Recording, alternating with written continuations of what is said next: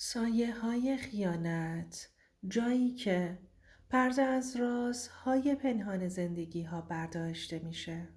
هیچ وقت فکر نمی‌کردم یه روز هوش مصنوعی، همون چیزی که فقط اسمش رو شنیده بودم، بشه ناجی زندگیم. ولی وقتی فهمیدم شوهرم با همکارش رابطه داره، نه از طریق پیامک، نه با تماس، نه با شایعه، بلکه از طریق گفتگویی که با چت جی پی تی انجام داده بود، دنیا دور سرم چرخید. من النا هستم، دختری که از بچگی یاد گرفت اگه قرار نجات پیدا کنه باید خودش رو نجات بده. توی یه خونه قدیمی تو محله پایین تهران به دنیا آمدم. بابام اعتیاد داشت و مامانم کارگری می کرد که ما 3 بچه رو سیر کنه. یادمه از وقتی 5 سالم بود شبها صدای دعوای پدر و مادرم برام لالایی بود. نه عروسک داشتم، نه تولد. تنها چیزایی که توی زندگی یاد گرفتم ترس بود و سکوت. تو مدرسه زیاد حرف نمی زدم. همیشه یه گوشه می نشستم و نقاشی می کشیدم. بیشتر نقاشی هام یه دختر تنها بود. زیر بارون. یه بار خانم معلمم گفت النا چرا همیشه غمگین می کشی؟ نگاش کردم و گفتم چون هیچ وقت خوشحال نیستم. سالها گذشت. با سختی با کمک یکی از معلم‌ها تونستم درس بخونم. دانشگاه قبول شدم. رشته روانشناسی. اونجا با کسی آشنا شدم که فکر می کردم نجات دهندمه. اسمش کاوه بود.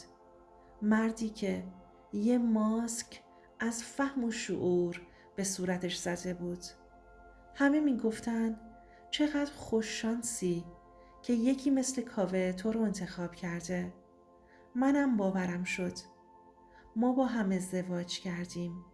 یا بهتره بگم من با عشق ازدواج کردم و اون با نقشه. سال اول همه چیز خوب بود. من تازه دفتر مشاورم رو راه انداخته بودم. کاوه تو شرکت تبلیغاتیش مشغول بود. اما از سال دوم فاصله هامون شروع شد. اون از من دور شد ولی موبایلش نزدیکتر شد. زندگی با کاوه اوایلش مثل یه رویای آروم بود. هر شب برام شعر میخوند. صبحونمو خودش درست میکرد. حتی یه بار تولدمو با شمع‌های دستساز سورپرایزم کرد. من اون موقع فکر میکردم این عشق تا ابد میمونه، ولی نمیدونستم این جور آدما فقط بلدن اول قصه رو قشنگ کنند.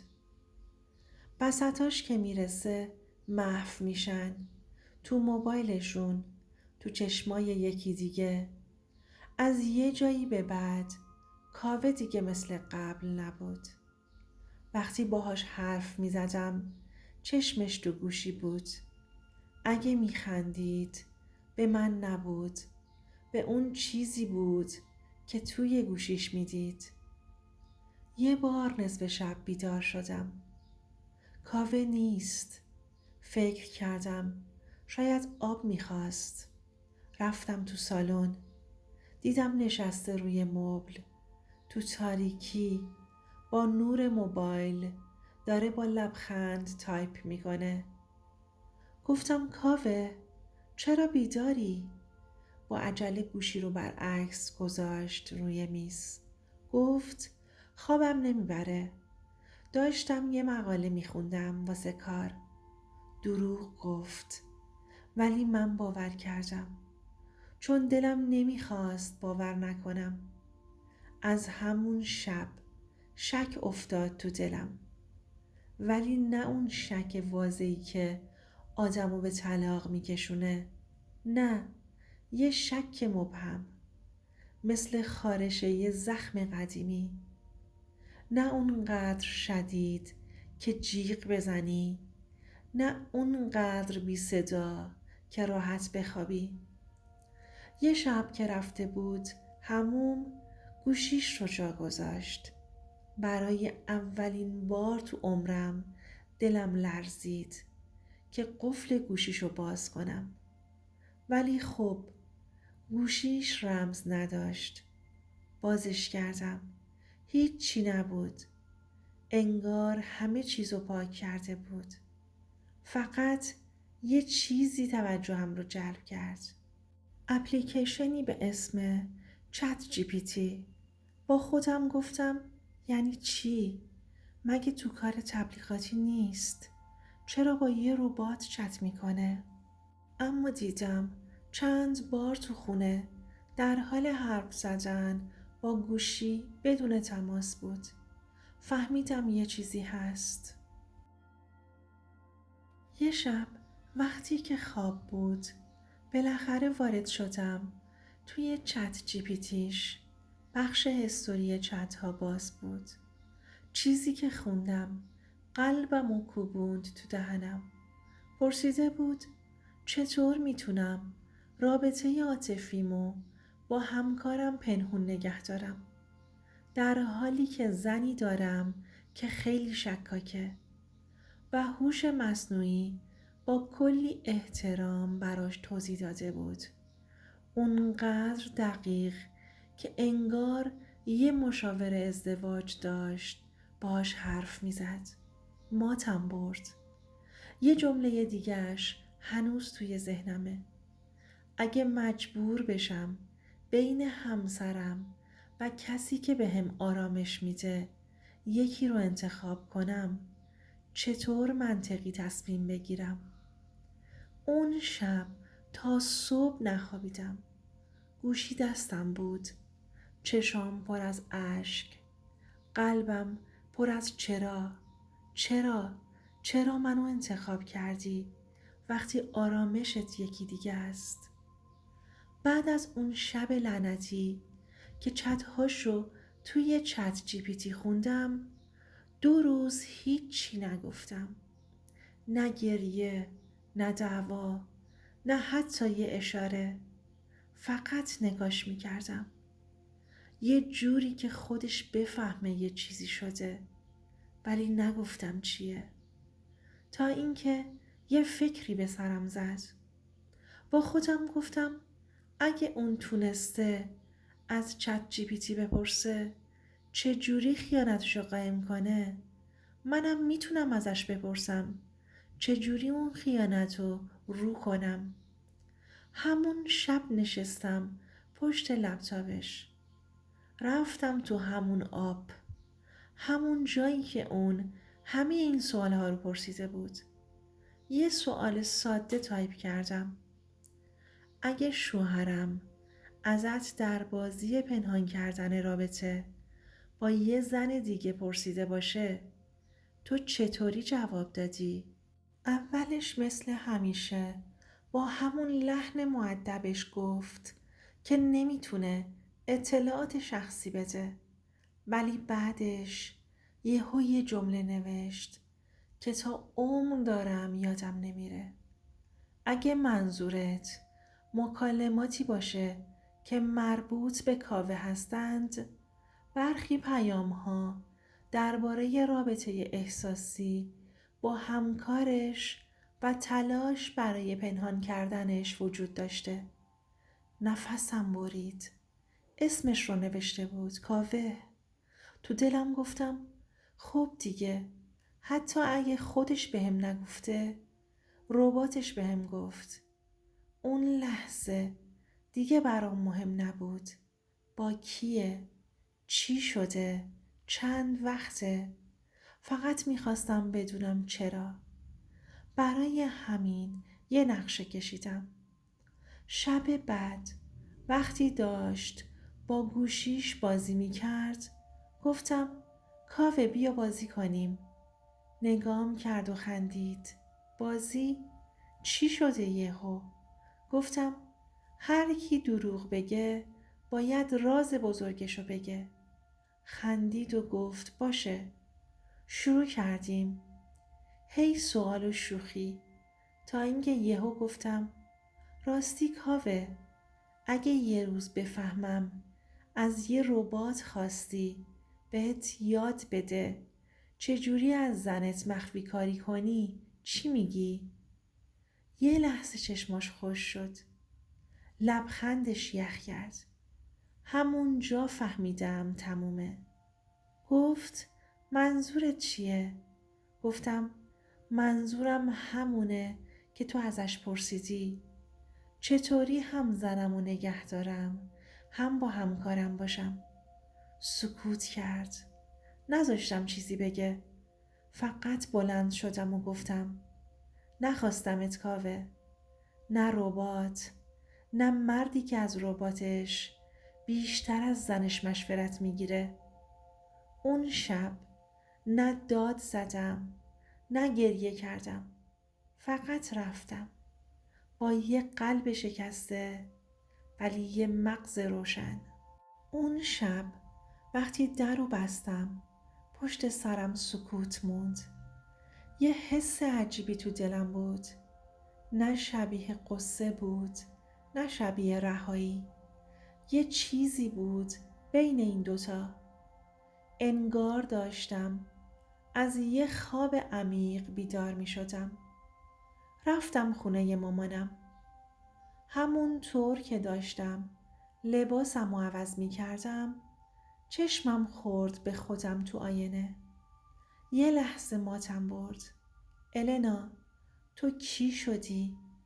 این آدمی که از یه مردی که با ربات‌ها نقشه خیانت میکشه ضربه میخوره؟ تو همونی نیستی که با 2 دست خالی یه زندگی ساختی؟ چرا اونقدر خودتو کوچیک کردی که حالا بخوای از یه مکالمه با هوش مصنوعی دنبال مدرک واسه خیانت بگردی؟ اون شب نشستم یه لیست نوشتم. چیزایی که دیگه نمیخوام. یه مرد بی‌تعهد، یه عشق نصف نیمه، یه زندگی که توش باید اثبات کنی ارزش موندن داری. و چیزایی که میخواستم آرامش، احترام، خود واقعیم. فرداش بدون داد و بیداد برگشتم خونمون. رفتم تو، ساکم و بستم. حتی به کاوه زنگ هم نزدم. یه نامه نوشتم، گذاشتم روی میز. تو راه تو انتخاب کردی، من هم همینطور. راه تو تاریکیه، پر از پنهون کاریه، ولی راه من روشنه. حتی اگه تنها باشه. کلید خونه رو هم گذاشتم روش و اومدم بیرون. نه برای اینکه قهر کرده باشم، برای اینکه تموم شده بود. تو روزای بعد هر کسی زنگ میزد یا پیام میداد که چی شده؟ چرا رفتی؟ فقط یه جمله میگفتم. وقتی عشق توی گوشی مردت قایم بشه دیگه جایی برای تو نمیمونه. ولی بدون که رفتن سخت بود.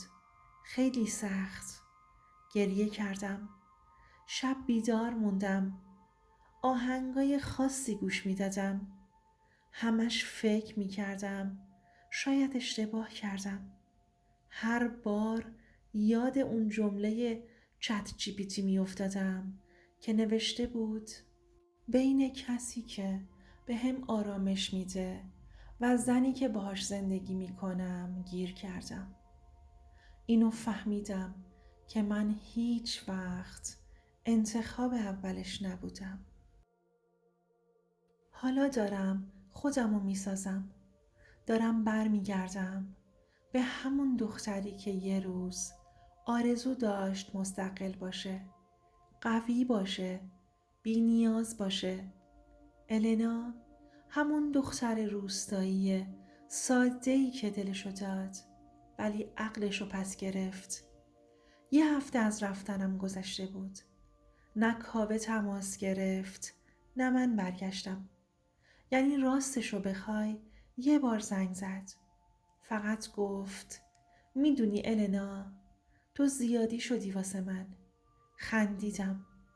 از اون خنده هایی که اشک چشم جمع میشه ولی نمیذاری بریزه.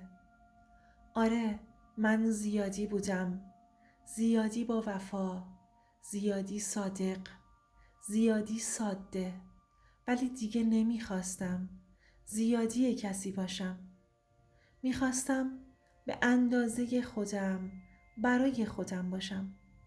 شروع کردم به زندگی کردن. رفتم کلاس نقاشی. نه که نقاش خوبی باشم، نه. فقط میخواستم بدونم رنگ ها هم میتونن درد آدم رو آروم کنن. بعدش رفتم دنبال کاری که همیشه تو دلم بود. یه پیج کوچیک زدم. درباره تجربه هام نوشتم. مردم با هم حرف می زدن. درد و دل می کردند. اشک می ریختند. قربونش برم این گوشی، همین گوشی که یه روز باهاش خیانت رو کشف کردم، حالا شده بود وسیله شفا. هر روز بیشتر از دیروز خودم رو دوست داشتم. موهامون رنگ می کردم. روژ لب قرمز می زدم. عکس می گرفتم. همون النا وقتی قوی تر، شادتر، زنده تر شده بودم. راستشو بخوای هنوزم بعضی شبا که بارون میاد دلم واسه اون لحظه هایی که فکر می کردم عشق داشتم تنگ میشه. ولی بعد یادم میفته اون چیزی که من اسمشو گذاشته بودم عشق فقط یه توهم قشنگ بود. مثل عطر اتکلون تو ویترین. قشنگه ولی مال تو نیست. حالا اومدم اینجا تا به تویی که داری این داستانو گوش میدی یه چیزی بگم. اگه یه روزی دیدی عشق تبدیل شد به تردید، اگه دیدی از دلت میزنی که دل اون یکم گرم بمونه، اگه یه روز دیدی واسه فهمیدن حقیقت باید گوشی رو چک کنی تا به هوش مصنوعی پناه ببری، همون لحظه بدون که وقتشه بری. خودتو فراموش نکن. هیچ کس، تأکید میکنم هیچ کس ارزش اینو نداره که خودتو به خاطرش خراب کنی. و اگه حس میکنی این داستان یه تیکه از زندگی یه نفره، اگه دلت لرزید، اشکت در اومد یا فقط یه لحظه تو خودت بودی و فکر کردی، لطفاً کانال رو ساب کن. نه فقط برای حمایت از من، برای اینکه ما با هم تنها نباشیم، با هم صدای کسایی باشیم که درد کشیدن ولی هنوزم میخوان بایستن. من النا بودم. این قصه من بود و زندگی من تازه از همین جا شروع شد.